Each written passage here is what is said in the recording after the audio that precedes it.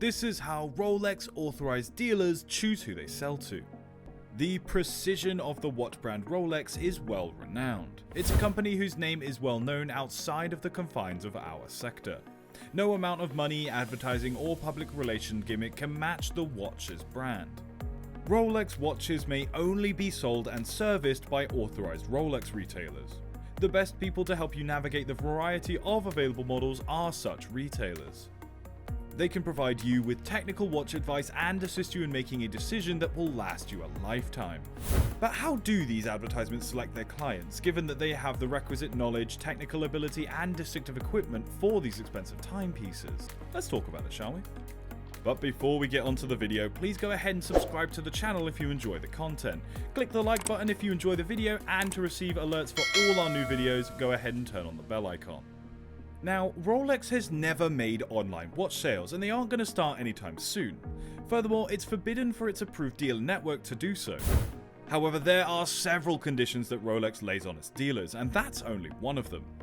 To begin with, it would need to be a reputable jeweler with a proven track record, be situated in a permitted area away from other markets, and be able to dedicate a sizable portion of floor space to Rolex products. Most often, it requires revamping a store, which entails paying to fly in the brand's design team to oversee the progress and hiring only a small number of contractors to complete the task. The amount of significant investment reaching into the hundreds of thousands of dollars is not rare. There are rigorous restrictions on the kind of materials that may be used, adhering to international standards for styling and color selection. For example, lacewood veneer with a strong snakeskin-like horizontal grain is the only type of wood that may be used for paneling. The panels should fit together with a tolerance of less than 1mm. Additionally, it requires a $1 million original investment as well as a significant yearly minimum order requirement for each store. All of this is done in the name of exclusivity, which Rolex has always stressed. It's reported that AD staff are only permitted to discuss costs in person and not over the phone or even by email. Instead of just a transaction, they want you to remember the experience of purchasing one of their watches. Customers of Rolex fall into one of two types. Due to its extraordinary quality, Rolex is highly appreciated by collectors.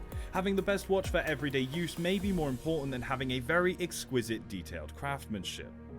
Other Rolex purchasers aren't really watching experts. Their main justification is that a Rolex watch must be worn if they plan to wear one.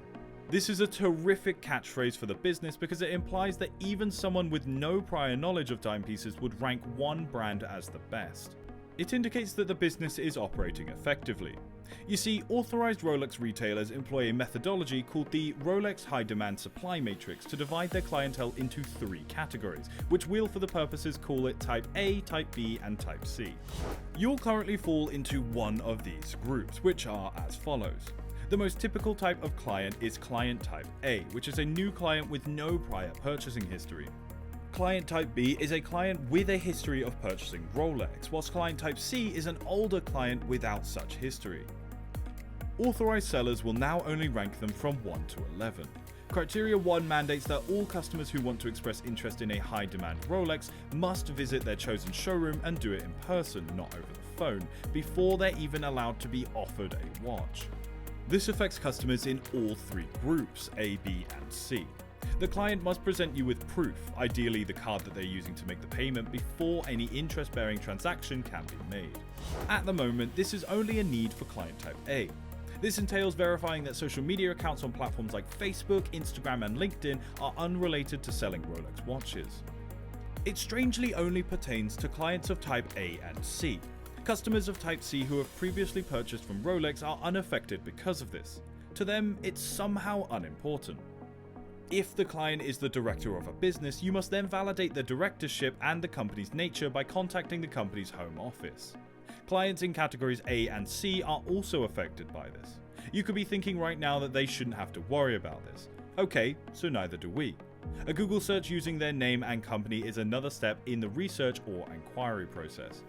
Clients of types A and C are the only ones who are affected. Clients of type B are not.